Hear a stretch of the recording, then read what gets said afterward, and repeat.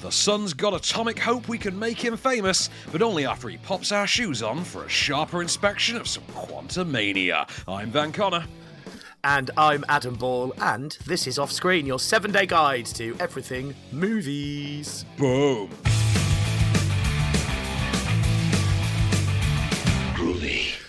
So, welcome back to the show. It's lovely to have you with us. So, we're going to start with some brand new movies, as we always do every single week. In fact, we've got loads to talk about today. We're going to start with something arty. Make Me Famous. Yes, something arty indeed. It doesn't get artier than this. This is so originally this was originally entitled The Brzezinski Project. Okay, so it's the story of Edward Brzezinski, who is one of the sort of great New York artists of the East Side in the early '80s who never made it big. There were those ones who there were loads of sort of known artists from the time, Basquiat, etc. And there were those who sort of were friends, who were part of the scene, who never quite broke out. And Edward Brzezinski is a notable one among them. This is best touted by its IMDb write-up as a madcap romp through the 80s art scene amid the colourful career of Brzezinski, hell-bent on making it. And that's what it is the story of this artist's attempt to make it into the mainstream. However, he didn't. As evidenced by the fact that this is probably the first time you've ever heard of him, Adam. So I'm going to let this clip sum up the sort of temperament that might describe why he never made it. Of course, the thing I most know him for was eating a donut out of Robert Gober's display at Paula Cooper. You're not supposed to do that. It was our piece of work. I know there was a quota of how many pieces of work you could have in your life, and then eventually you'd have to edit when they got too many. But we don't know how he died, huh? Or if he's dead. Or if he's dead. Why, there's no body? Where's the body? Nobody found the body? Edouard Brzezinski? I had said, no, there's no way he could still be alive. Maybe that implies that he didn't die. Do you think that Edward is capable of faking his death to the art world? Who cares about his painting? The mystery of Edward Brzezinski, I think, is the story. Well, he certainly sounds like an interesting character, and to be fair, we're talking about him, so it probably worked. Well, the interesting thing about this is, as a documentary about Brzezinski, it's actually not very good. As a documentary about the early 80s art scene, however, yeah, you know what? This works quite well. And maximum points for any documentary that ever gets to include Eric Bogosian, an actor who, to be honest, to someone like me, is probably best known for being the villain in Under Siege 2 Dark Territory. I haven't seen that, so I have. But I mean, I do like the sound of this. So do you feel like you're being sucked back into the 80s? Is it that kind of, and you really learn a lot through this as well? Well, it's like I say, it's a chronicle of a very specific part of the 80s, which is that East Side New York art scene. And you do get this insight into what it was like to be. Remember recently we had that Chumbawamba documentary, I Get Knocked Down.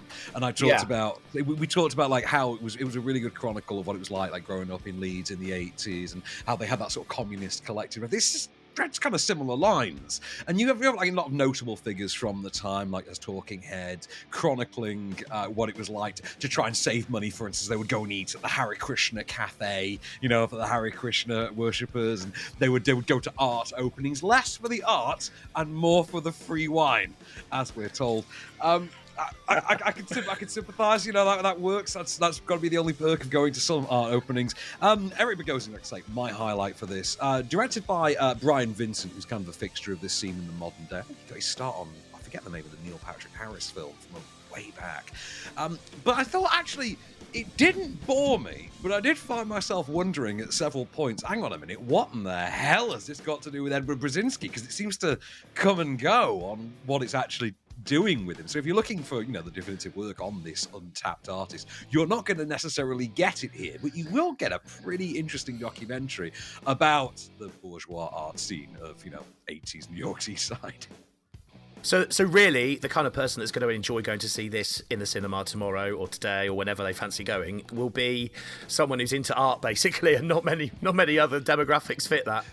I will say, absolutely, and I will say though, as one kind of final thing, this took me back to a very specific incident in my very first month at university, in which our class were actually sent to an art installation in, I think it was the workstation in Sheffield, and we were told to observe all of the fantastic works of art. One of them was a pile of bricks, and I then embarked. The first time we were back in the seminar room afterwards, we were asked for our opinions. I just spewed what you would now know as a vintage vitriolic van rant about what is and is not art. And I'm sorry, a stack of bricks sure as hell ain't art. I did not say sure as hell. I said something a lot worse that can't be said in broadcast. And there's a very similar rant thrown in this documentary about a bag of donuts that are used as the donuts that you hear him talk about eating in that clip. I did that. I did that exact speech with a stack of bricks in Sheffield in 2006. True story. Well, you've actually made me want to watch it now just to hear that rant, to measure it up against one of yours. But that's Make Me Famous in cinemas from today. So from artist to con artist who takes on billionaires, let's talk about Sharper then, which is also out on Apple TV and in cinemas from today. Well, this is the weird thing, because we've gone from New York's East Side to Manhattan now, to upscale Manhattan with this one. So, new movie starring John Lithgow, Julianne Moore, Sebastian Stan, Justice Smith. This one is best described as what would happen if you tried to make The Grifters for the streaming generation. So the idea here is you get a disconnected series of... The film is divided into effectively 20-minute segments, each one following a different character. And as the story goes on, these stories start to intertwine and builds towards the larger narrative of just who's scamming who. It begins primarily from following the perspective of Justice Smith's character, who's a young bookstore owner, very Penn Badgley and You kind of a bookstore owner without the serial killing, obviously, who finds himself swindled for his trust fund, effectively. He is swindled out of $350,000, I think it is, by a young woman he enters into a relationship and finds himself falling for. Chapter 2 of this, we then follow her story as it's quickly revealed from what I've just told you that she's a con artist, and we start to learn how she became a con artist as she is lured into the seductive arms of Sebastian Stan. We then follow Sebastian Stan's story, we then follow someone else's, and it all builds up to this increasingly interconnected tapestry, like I say, asking who's scamming who. Have a listen. We're celebrating. What exactly are we celebrating? Billions of dollars. Roll up your sleeves. Trust me. We can't cheat an honest man. That's why we never feel sorry for the mark.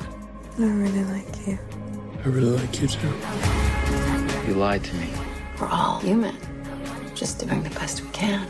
You cause your mother anguish, and I will not have it. She wants me gone. How do you think this ends?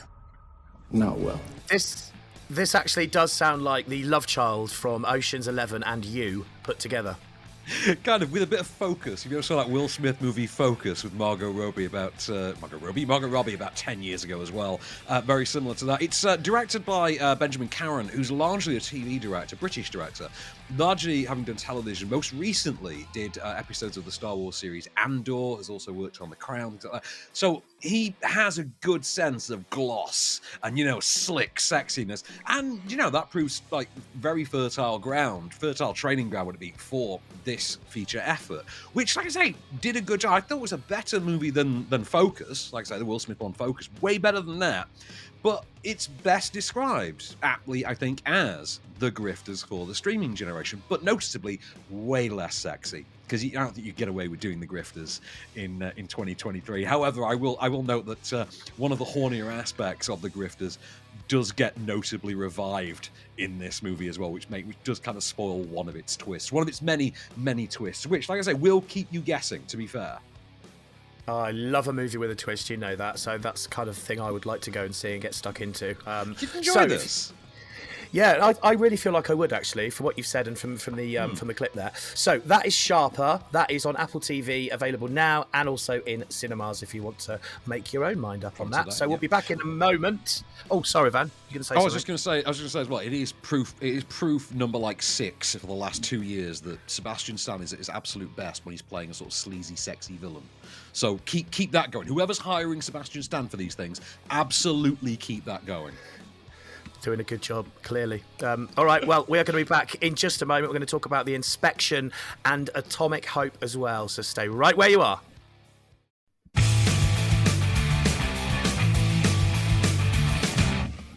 So we are back, and we've got some more new movies to talk about, of course. So, Van, let's start with Atomic Hope. So, from what I understand, this is a documentary about nuclear energy, right? It is indeed. So, this is the nuclear argument, which you've heard 1,000 times, but you've never quite heard it this way, which is, this is the pro-nuclear argument. This is the, actually, if you want to save the world, you're gonna need nuclear power, which is not an argument, I'll be honest, that I'd heard made before, but I'd imagine there is a compelling argument to be made based on the hints that some of this lays out. It doesn't quite make the argument that well. It's a very unbalanced one, but we'll get to that. So the argument that's made in this documentary is, in order for the human race to actually become carbon neutral, you actually need nuclear power because it's otherwise the most efficient way of generating power, and that the world as we know it kind of depends on that. Have a listen for yourself. The world's largest and most reliable source of carbon-free power is falling out of favor. I'm talking about nuclear energy. The early closure of today's nuclear reactors was one of the biggest environmental problems in the world, and hardly anybody was talking about it. It's how countries that don't have their own energy develop. Is this fully focused on the USA, or do they come over to, I mean, for example, near where I live, Culham, near Abingdon in Oxfordshire, they've got nuclear fusion, and it's famous for that. I wondered if they dive into that at all as well. Well, for obvious disaster-based reasons, this has to be taken as a somewhat global conversation, because they have to talk Fukushima, they have to talk about Chernobyl, for instance, which are obviously, mythically legend, now as far as disasters go. Now, as I said in sort of the preamble, I'd imagine that there is a compelling discussion, compelling argument to be had, on this particular subject.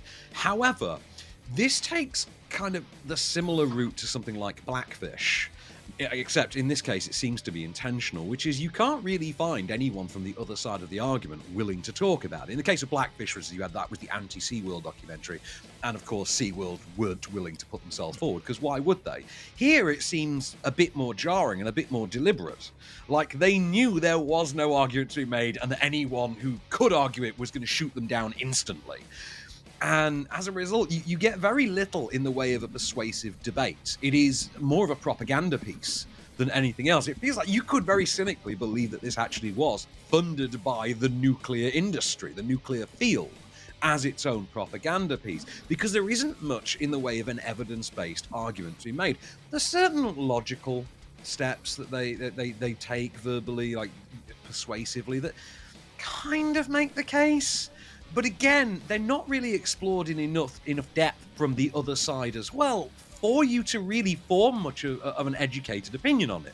So what you do come away with is effectively a pamphlet of a documentary, rather than, like I say, a compelling argument. And that's a shame, because a lot of this, it was interesting to me. I was, ready to be interested by this, because, as you and I both said, this is not a discussion you're likely to hear generally. Irish writer-director Frankie Fenton's made this. It does generally delve more into Ireland, I think, than any other specific country. I think it largely hinges upon Ireland's nuclear infrastructure, but it does take a global perspective, because it's a global issue.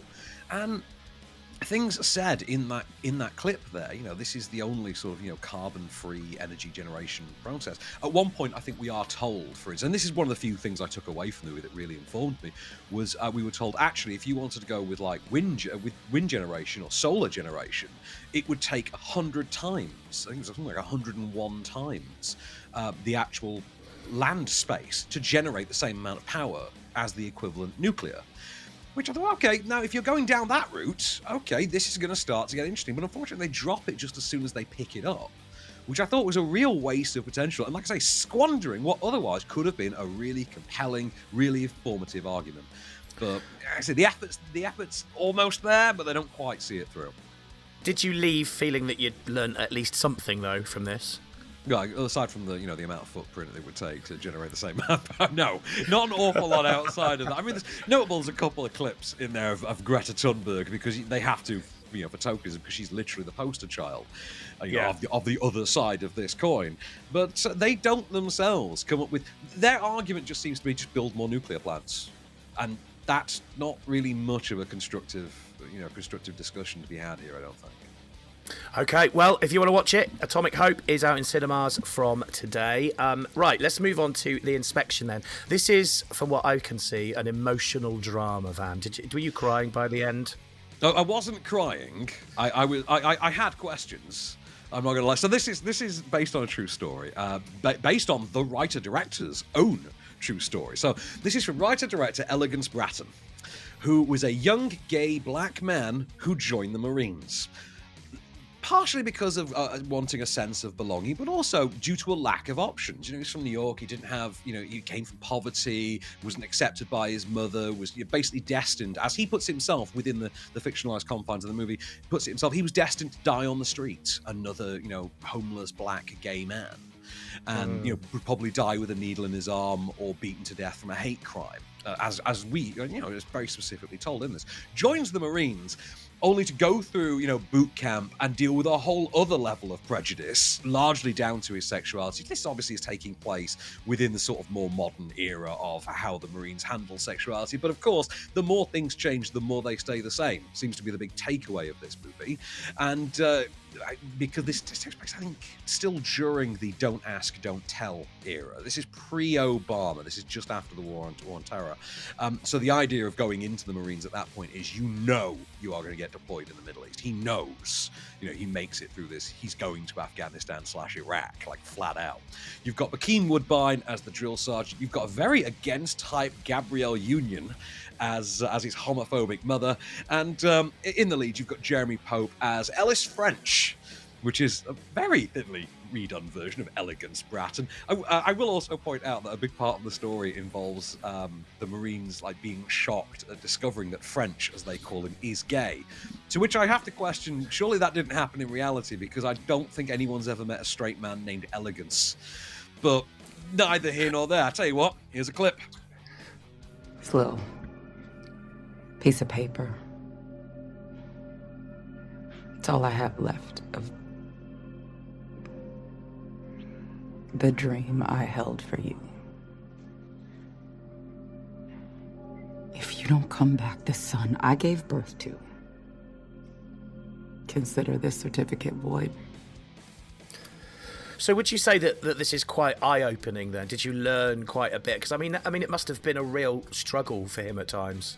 Oh, absolutely, and you do completely feel for him through this. It's a harrowing story, and I can see why. If you went through this, you probably couldn't wait to, be afforded the opportunity to make this into a feature film. And it is quite a compelling drama. It's quite low key. It's quite a sort of stripped down, sort of very indie style drama. This is not one for the sensationalism. At the same time, it's not necessarily grisly and exploitative either. And there's almost a part of me that wishes it was a bit more kind of exploitative in a sense, because to sensationalize it just a smidge, I think might have just added just a touch more gravitas to this. That's not to take away, though, from some absolutely brilliant performances. Jeremy Pope in the lead, quite a compelling lead.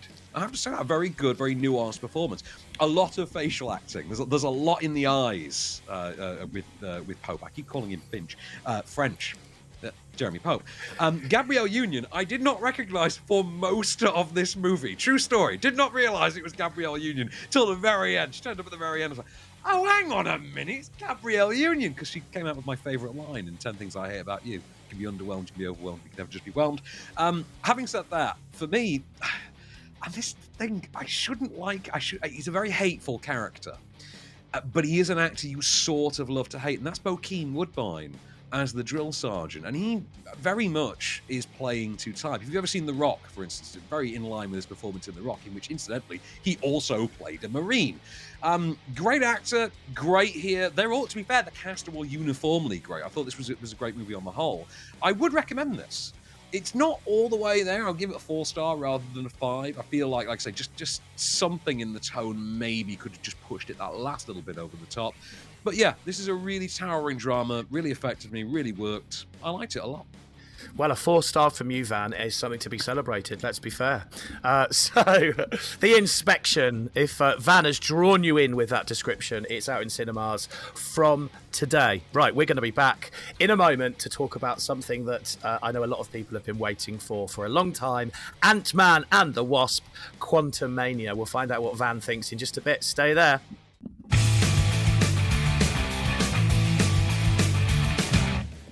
So we are back, and hello and welcome if you've enjoyed so far the movies we've spoken about. We've still got more to come, and we are going to talk about something that is full of action. Of course, Ant-Man and the Wasp, Quantumania. I cannot wait to see this, Van. Am I getting excited for the right reasons? I mean, first of all, would you call it small-scale action? Aha! But are you getting excited for the right reasons? First of all, I mean, I will argue any Marvel movie is a reason to be excited. You know how I feel about Marvel, but we'll get to, I'm sure we'll get to that in the bit after the clip when I have to justify certain opinions. So, third Ant-Man movie. This follows on, of course. This is the first time we've seen Paul Rudd's Scott Lang since the events of Avengers Endgame, in which he was kind of pivotal to saving half of all life on Earth, not even half of humanity, half of all life on Earth, the half that had gone away. We now jump forward a couple of years to our new present day. He's become something of a celebrity, finally. His life has turned around. Instead of being dismissed by society as, another ex-con, he's Ant-Man now. He's a celebrity. He's put out a successful best-selling book called Look Out for the Little Guy, and his daughter, who's now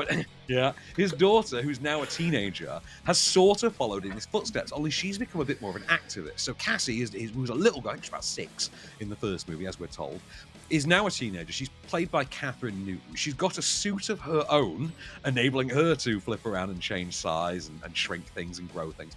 Has become, someone who is literally, to quote her father's book, standing up for the little guy. She has been working with Michael Douglas's Hank Pym and sort of stepmother figure Hope Van Dyne, his daughter, played by Evangeline Lilly, to create a new method of sonar detection that will allow them to explore the quantum realm, which is the micro-universe. When you shrink down past the subatomic, you enter the quantum realm. That is the smallest of all things. Only this is where Michelle Pfeiffer's character, Janet Van Dyne, Michael Douglas's wife and Hope's mum, was trapped for 30 years. We don't know an awful lot about that. And when she discovers that they are doing this, she very quickly tells them, no, turn that off. However, no sooner have they accidentally sent a signal into the quantum realm than someone sends a signal back. And all of our characters who are in the same laboratory/basement find themselves pulled in, against their will, separated and forced to reunite and find their way back out of the quantum realm. However, there is a little obstacle that might stand in the way of that, and that little obstacle happens to be the Marvel Cinematic Universe's new mega-villain. Following in the footsteps of Thanos, we have our new big bad for the next 2 phases of this universe. None other than Kang the Conqueror, played by Jonathan Majors. And this is a clip of Paul Rudd and Kang the Conqueror. If you know your comics, you know exactly what this character is capable of. This is Ant-Man and the new big bad meeting for the very first time. I don't know who you are, but you've made a big mistake, okay? I'm an Avenger. I've called the other Avengers. You're an Avenger. Have I killed you before? What? They all blur together after a while. You're not the one with the hammer. That's Thor.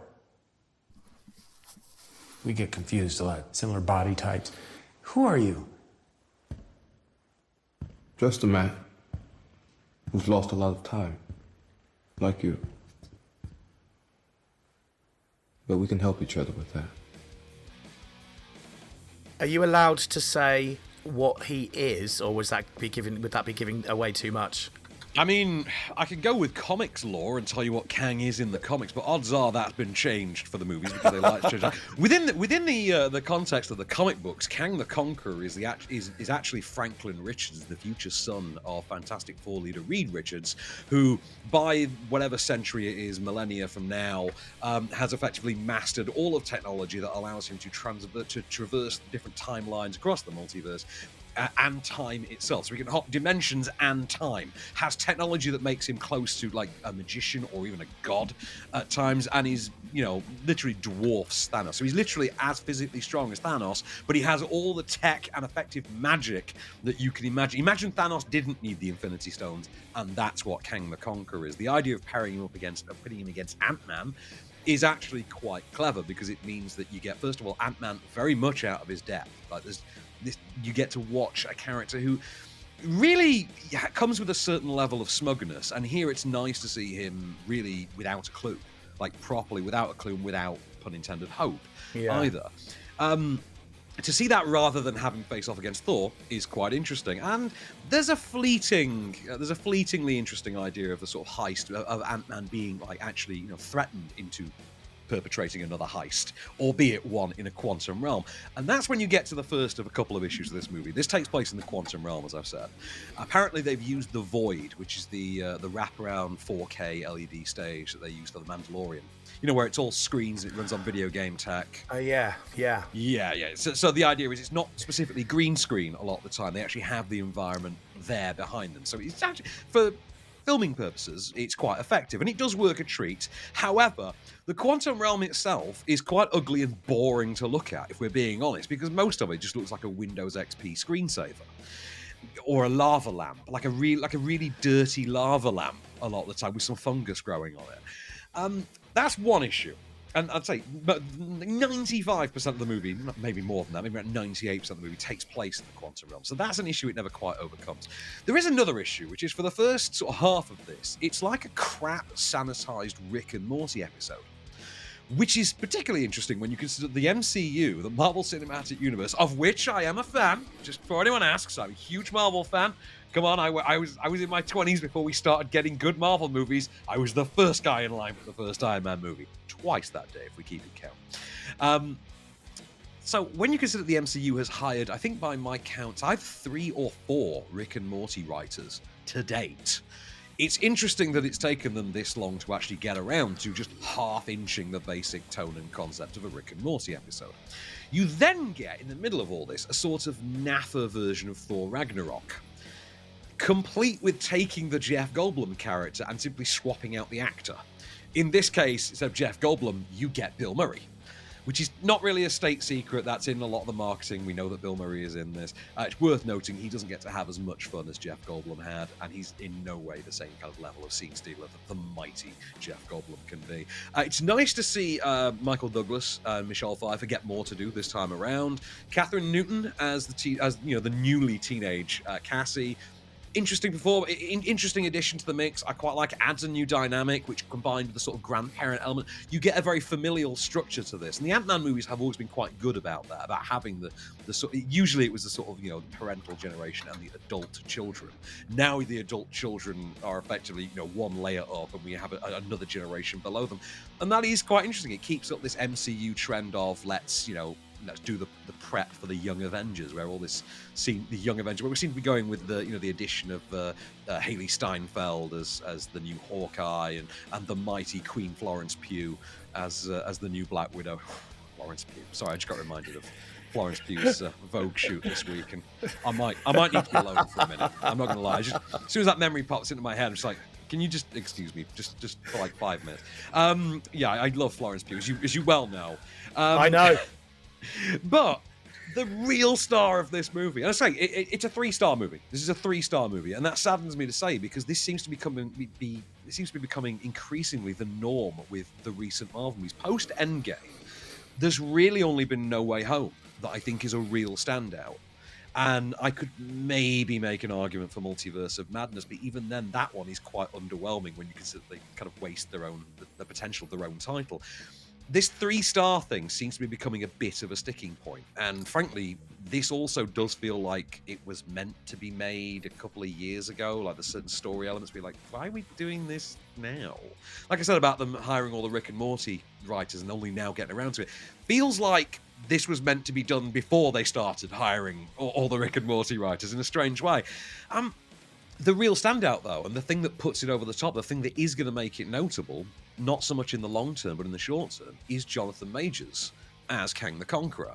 Makes a solid impression, proves to be exactly as brutal as Thanos was when Josh Brolin sort of first came onto the scene properly as Thanos in Infinity War. We'd seen the character a few times before, but it wasn't until Infinity War when you actually, you saw him punch the Hulk in the face that you're like, oh wow, this guy's kind of a badass. I never realized.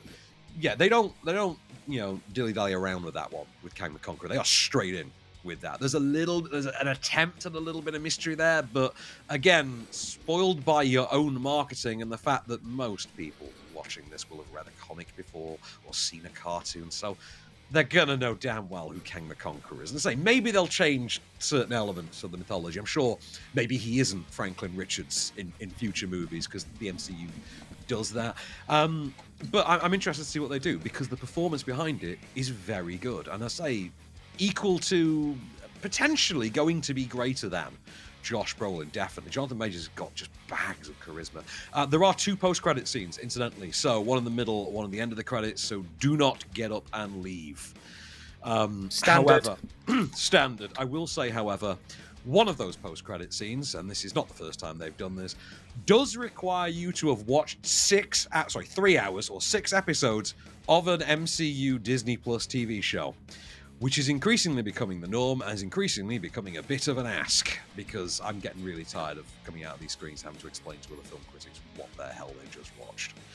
You know what I mean? Like, shame. It's getting to that stage where I constantly have like critic friends be like, can you just explain to me what that thing was and what that, like, oh, okay, so you had to have seen WandaVision for that, you had to have seen Loki for that, and yeah, required reading on this one does seem to be largely Loki.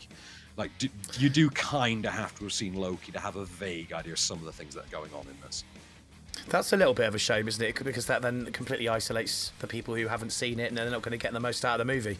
It does a bit. However, I will also say, in the interest of just irony, Loki, one of the Rick and Morty writers. Who knew? Well, there you go then. 3-star movie, says Van Connor from Offscreen. You can make your own mind up if you like. It's in cinemas from today. Ant-Man and the Wasp, Quantumania. Right, we're going to be back in a moment when we look at Marcel The Shell with shoes on. Stay there.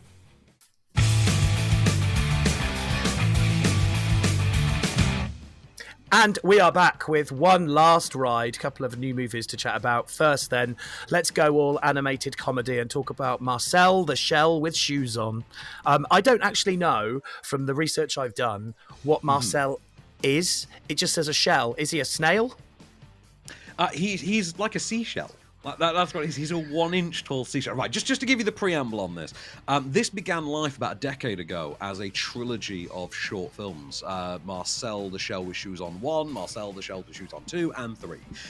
They were a co-creation from actress, comedian Jenny Slate, Dean Fleischer Camp, I think, and someone else whose name escapes me. It's written on here somewhere, and the answer is... Nick Paley.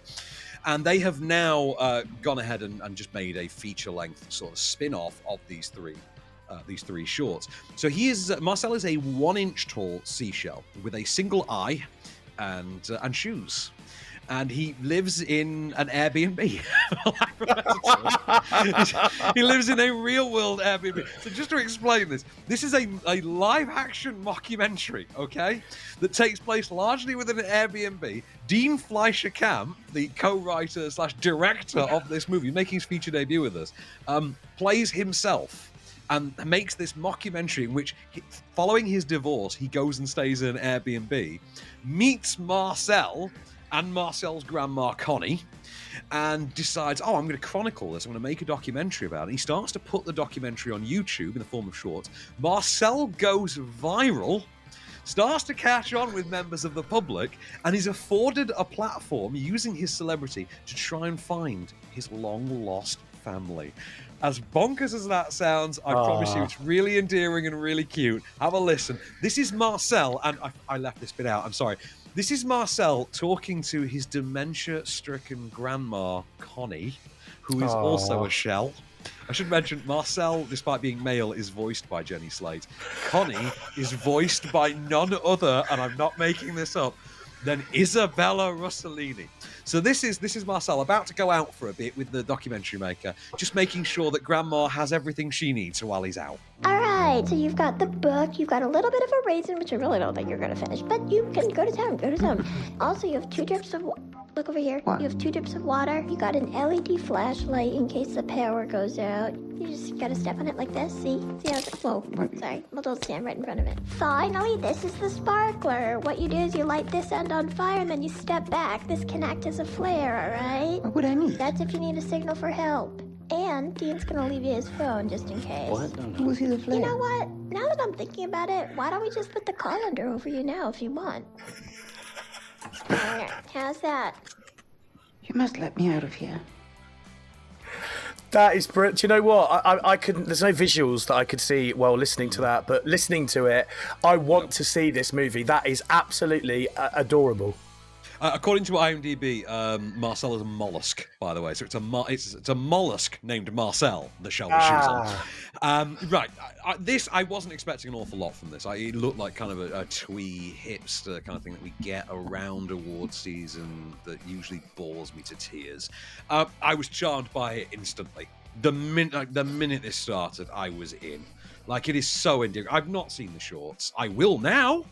I'm going to look it up now. I'm sure as hell going to watch that. I'm going to watch the crap out of the other 3 now, the 3 shorts. This really won me over. Now, there is a bit of contention as regards the Oscar season, credibility of this, because it's up for Best Animated Feature, and this is a live-action mockumentary with a CG character. And apparently this was challenged, and the criteria involved... You can go up for Best Animated Feature as long as animation features in more than 75% of the runtime of the film. Which does then genuinely make me wonder why none of the Ted movies were put forward for Best Animated Feature, if we're being really honest. Or if you're going to play that game, Alvin and the Chipmunks, or Hop. Because I'm reasonably sure that animation features in more than 75% of those movies as well. But you know what? It's award season, and award season is nothing if not hypocritical and willing to bend rules to suit itself. That said, I loved it. It was so charming, so thoughtfully constructed, so intricate, and just really moving, really emotionally delivered. The performance by Jenny Slate, I think, is what really sells it.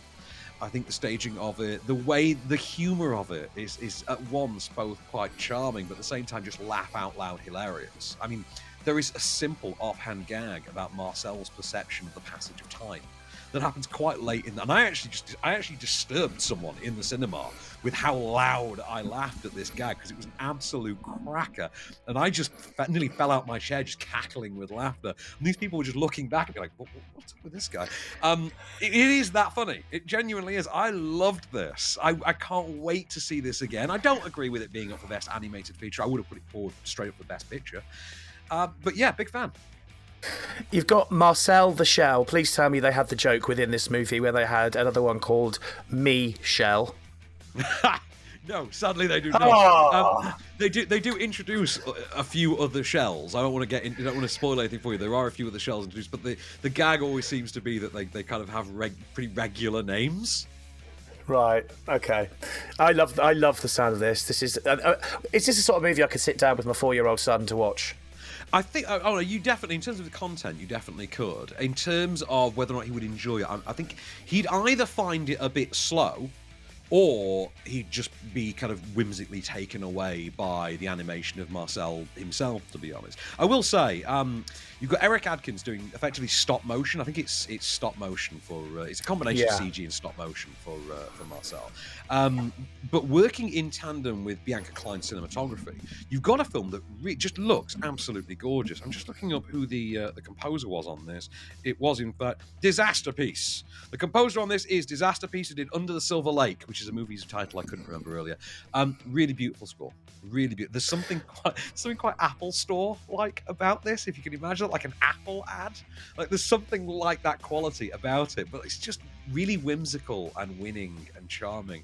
And like I say, I just fell in love with this really quickly, and I had no predisposed sort of inclination to like this, you know? Well, this sounds like a winner to me. So Marcel The Shell with Shoes On is out in cinemas from today. Right, our final new movie to talk about, The Son, spelt S-O-N. Talk to me about what this is about. Right, I'm gonna have to be really quick on this for time reasons, but right. Okay, this... I'll spare that till after the clip. Okay, this stars Hugh Jackman and Laura Dern as divorced parents whose teenage son, Zen McGrath, I believe he's played by, has mental health issues. He's suffering from depression. He's suffering from severe anxiety, and he basically decides, he goes to his dad, who's never really been there in his life, and says, "I can't live with Mum anymore. She's stifling me. You know, it's not the environment for me. It's like she's punishing me. I'm not doing very well in school, etc. Can I come and live with you?" Only for Hugh Jackman to say, "Yeah, sure." You know, it takes him in, and the whole thing starts up again. This time, the kid's going back to Mum. "Oh, I can't go and live with Dad. I'm not doing well in school. He's stifling me." And it becomes a question of how far you are willing to go to help and support your child before you start to question whether or not that help is entirely justified, or whether or not they need it, or what might even be best for them. Have a listen. I don't understand why you're doing this kind of thing. I know. What happened at your last school? This might be the time to tell me about it, don't you think?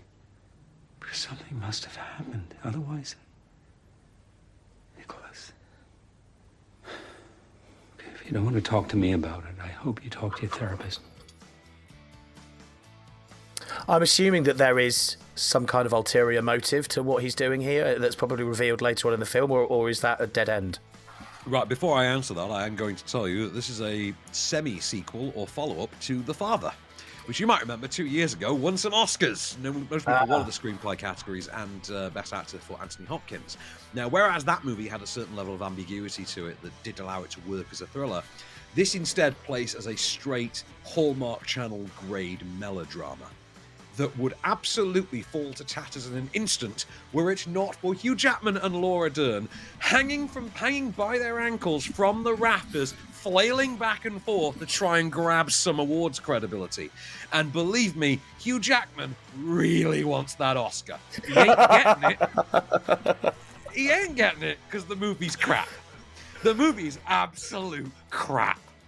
I mean, so bad that the ending of this movie is unintentionally hilarious to an extent that the only comparison I can draw is the forgotten Robert Pattinson romantic drama Remember Me. And anyone who knows the ending to Remember Me and how genuinely groan-inducing that ending was can sort of imagine what's going to happen here. This is just agonizingly poor. Florian Zeller has seemingly forgotten how to write. It looks very lovely. It looks great. But you know what? You really can polish a turd. You need the right lacquer, it seems. And it's got the lacquer, it's got the performances, it's not got the material, it's still a turd. Oh dear. Okay, well, if you want to make your own mind up on that one, that is called The Sun, and that is out in cinemas from today as well. So that is all we've got time for this week, I'm afraid. We're going to be back next Friday, the 24th of February, when we've got more movies to talk about, including Creature. Yeah, new one from Asif Kapadia. You remember the director of the Amy Winehouse documentary, Amy? Yeah. What's Love Got to Do With It is a new romantic comedy that's out next week. Starring none other than Emma Thompson, Lily James, and Shahzad Latif, which always makes me happy. I'm a big fan of Shahzad. Broker is out next week, Korean movie. The Netflix movie We Have a Ghost with David Harbour and Anthony Mackie. That's next week. Die Hard, the action comedy starring Kevin Hart as himself trying to become an action star. That's out next week. And most importantly of all, because I know that you know how excited I have been for this movie, next week, finally, sees the release of Cocaine Bear. I cannot wait. This is one of the final, I think it might be the final performance of the late, great Ray Liotta. A bear eats a block of cocaine and goes on a rampage. Based on a true story. Would you believe it? I can't wait. Wow. I mean, that certainly sounds intriguing. So we're going to be talking about all of those next week on Off Screen. Until then, I've been Adam Ball. I've been Van Connor, and we shall return.